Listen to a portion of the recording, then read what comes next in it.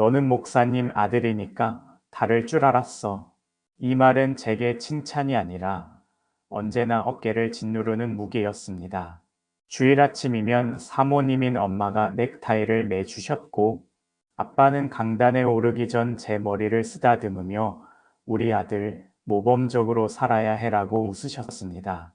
예배당 복도에서 뛰다가 장로님과 눈이 마주치면 저는 반사적으로 발걸음을 멈추고 고개를 숙였습니다. 식탁 위에는 누군가의 상담 전화가 계속 이어졌고 수요 예배 날이면 집은 늘 조용했습니다. 제 생일 케이크의 촛불도 응급 신방 연락이 올 때면 급하게 끄는 둥 했습니다. 어릴 땐 이해하려 했습니다. 목사님 집은 원래 바쁘지. 하지만 사춘기가 오자 그 말은 제 속에서 그러니까 넌 늘 기다려라로 들렸습니다.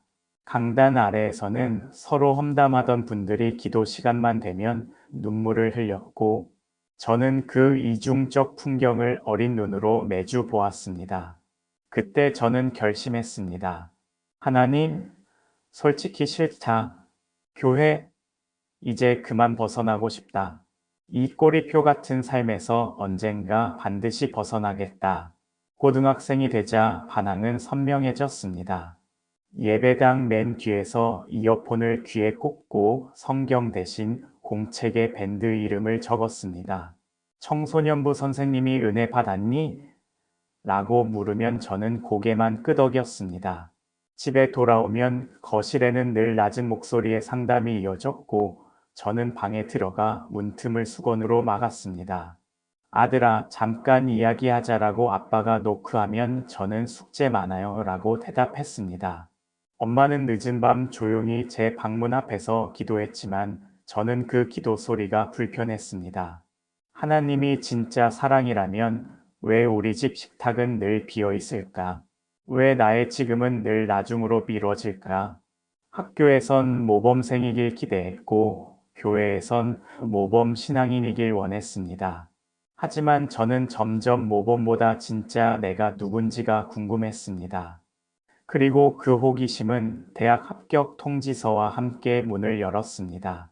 대학에 들어가자마자 저는 교회를 떠났습니다. 기숙사 책장에는 성경 대신 여행 책과 카메라가 놓였고 주일 아침은 가장 달콤한 늦잠 시간으로 바뀌었습니다. 첫 학기에는 해방감이 몰려왔습니다. 아무도 저를 목사님 아들이라고 부르지 않았고 주말에 바다를 보러 가도 눈치 줄 사람은 없었습니다. 그러나 그 자유는 곧 방종이 되었습니다. 술자리에서 소리를 지르며 웃다가도 새벽 복도를 걸을 때면 가슴이 허전했습니다. 지하 연습실에서 기타를 치며 나는 이제 자유다라고 속삭였지만 빈 강의실 유리창에 비친 제 얼굴은 어딘가 쓸쓸했습니다. 부모님 전화가 오면 괜찮아. 예배는 다음에 갈게라고 둘러댔습니다. 전화를 끊고 나면 말하지 못한 죄책감과 말해버린 거짓말이 가슴에 겹겹이 쌓였습니다. 자유로웠지만 안식은 없었습니다. 웃고 떠들었지만 밤이면 이유 없는 불안이 목을 조였습니다. 그 불안의 정체가 무엇인지 그때 저는 알지 못했습니다. 두 번째 학기가 시작될 무렵 몸이 무너졌습니다. 밤샘 과제와 아르바이트, 불규칙한 생활이 겹치며 숨이 가빠졌고 지하철에서 갑자기 손이 떨려 응급실 신세를 쳤습니다. 의사는 과로와 공황 증상이라며 휴식을 권했습니다. 병원 조명 아래 누워 천장을 보는데 갑자기 어린 시절 장면이 떠올랐습니다.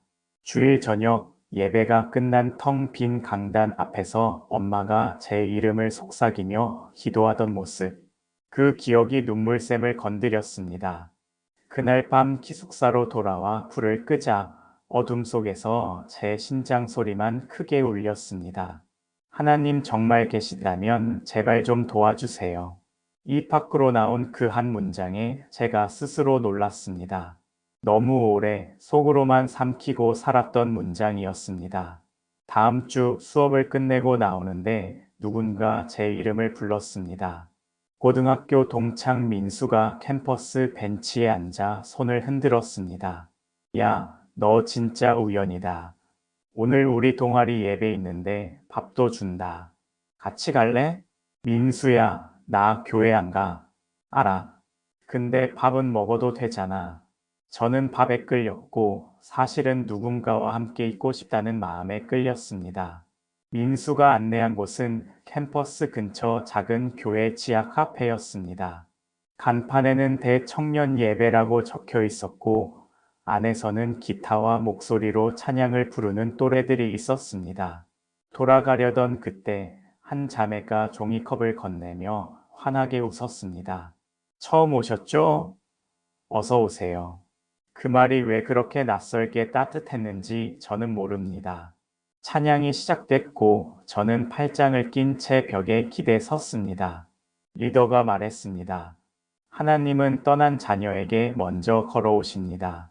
그 문장이 가슴을 콕 찔렀습니다. 누가 떠났다고? 내가?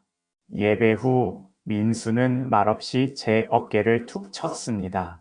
너 힘들지? 다음 주도 오자. 저는 대답하지 않았지만 이상하게도 다음 주에 다시 그곳으로 가는 제 발을 말릴 힘이 없었습니다. 예배에 몇 번 나간다고 삶이 갑자기 반짝이진 않았습니다. 주중에는 여전히 술자리에 있었고 주일 아침이면 수십 번 이불을 걷었다 덮었습니다. 그런데 한 가지 이상한 변화가 생겼습니다. 예배 시간에 들었던 말씀 한 줄이 술자리에서 빈방의 컴퓨터 불빛 앞에서 강해중 문득문득 떠오르는 것이었습니다. 하나님은 내 과거로 너를 규정하지 않으신다. 그 문장이 머릿속을 떠나지 않았습니다. 청년부 리더 형이 커피를 건네며 말했습니다. 한번 상담 집사님 만나볼래? 이야기만 들어준다. 나 상담 같은 거 안 믿어. 믿을 건 없어. 대신 내 얘기를 할 수는 있지. 주저하다 조용한 상담실 의자에 앉았습니다. 집사님은 제 과거를 캐묻지 않았습니다. 대신 이렇게 물었습니다. 하나님께 화내본 적 있나요? 저는 움찔했습니다. 화내다니? 그건 불경 아닌가? 집사님은 고개를 끄덕였습니다. 억눌린 분노는 믿음의 밑바닥을 썩게 해요. 꺼내놓아야 치유가 시작됩니다. 그날 밤 저는 처음으로 하나님께 화를 냈습니다. 왜 우리 집 식탁은 늘 비어 있었습니까? 왜 저는 늘 목사 아들이어야 했습니까? 왜 저를 그렇게 외롭게 하셨습니까? 말하는 동안 눈물이 목까지 차올랐고 분노 사이사이로 이상한 안도가 찾아왔습니다. 내 이야기를 드디어 하나님께 했다. 그 후로 저는 작은 것부터 다시 시작했습니다. 예배가 끝나면 의자를 정리했고 새로운 친구에게 물컵을 건넸습니다. 세상적으로는 아무것도 아닌 일들이 제겐 이상한 기쁨을 주었습니다. 나도 누군가의 자리를 편하게 해줄 수 있네. 리더 형은 저를 성경 공부 모임에 연결해 주었습니다. 말씀을 읽다 막히면 모두가 조용히 제 질문을 기다려 주었습니다. 하나님 아버지란 단어가 나오면 가슴이 굳었지만 멈추었다가 한 줄을 더 읽었습니다. 어느 날 로마서 말씀을 읽는데 눈에 박힌 구절이 있었습니다. 우리가 아직 죄인 되었을 때에 그리스도께서 우리를 위하여 죽으셨다. 그날 저는 처음으로 하나님이 나를 사랑하신다는 말을 머리가 아니라 가슴으로 믿어보았습니다. 그리고 아주 작은 결심을 했습니다. 과거가 나를 묻게 두지 말자. 하루에 한 걸음이라도 하나님 쪽으로. 하루는 봉사를 마치고 돌아가는데 오래전 제 생일 케이크 촛불을 꺼뜨렸던 그 호출 소리가 기억에서 떠오르다가 이상하게도 이번엔 그 장면 옆에 엄마의 기도 모습이 겹쳐 보였습니다. 그 밤마다 누군가는 나를 위해 울고 있었구나. 그 깨달음이 닫혀있던 방 한쪽에 창문을 냈습니다. 여름 수련의 마지막 밤, 결단의 시간이 찾아왔습니다. 강사 목사님은 탕자의 비유에 대해 설교하시고 기도 시간에 조용히 물었습니다. 아버지는 멀리서 돌아오는 아들을 보고 달려갔습니다. 여러분, 아버지께 달려가시겠습니까? 저는 의자를 잡고 서 있었습니다. 머릿속에서 과거의 장면들이 도미노처럼 쓰러졌습니다. 문틈으로 새어나오던 상담소리, 비어있는 식탁, 목사 아들이 그러면 되냐던 표정들, 그리고 제 방문 앞에서 속삭이던 엄마의 기도. 하나님, 저는 너무 멀리 돌아왔습니다. 다리가 저릴 만큼 떨렸지만 저는 앞쪽으로 한 걸음 또 한 걸음 나갔습니다. 무릎을 꿇자 눈물이 바닥을 적셨습니다. 하나님, 저는 이제 도망치지 않겠습니다. 제 인생을 주님께 드립니다. 저를 아버지의 집으로 돌아가게 해주세요. 그 순간 설명할 수 없는 따뜻함이 등을 감싸 안았습니다. 누군가 제 이름을 조용히 불러주는 듯 했고 아주 깊은 곳에서 집에 왔다는 확신이 올라왔습니다. 현실의 문제는 그대로였지만 제 방향이 바뀌었습니다. 도망이 아니라 귀환, 체면이 아니라 진실, 억지 순종이 아니라 사랑의 순종으로. 수련회 이후 저는 일상 속에서 작게 그러나 꾸준히 달라졌습니다. 아침에 눈을 뜨면 제일 먼저 한 줄 기도를 했습니다. 아버지, 오늘도 저를 붙드소서. 예배 때는 맨 뒤가 아니라 중간에 앉아 말씀을 필사했습니다. 부모님께는 짧은 문자라도 자주 보냈습니다. 아빠, 설교 잘 들었어요. 엄마, 오늘도 기도해줘서 고마워요. 아버지는 답을 늦게 보내셨지만 한 줄이 도착하면 저는 휴대폰을 꼭 쥐었습니다. 아들, 사랑한다. 교회에 새로운 청년이 문턱에서 머뭇거리면 저는 옛날 민수처럼 먼저 다가가 말했습니다. 밥 먹고 갈래? 상담 집사님과의 만남도 계속했습니다. 어느 날 집사님이 물었습니다. 이제 하나님께 뭐라고 부르고 싶으세요? 잠시 침묵하다가 저는 아주 조심스레 대답했습니다. 아버지요. 그 말이 입술을 통해 나오는 순간 가슴 깊은 곳에서 오래된 금이 쩍 하고 벌어지더니 그 틈으로 빛 같은 것이 스며들었습니다. 저는 알았습니다.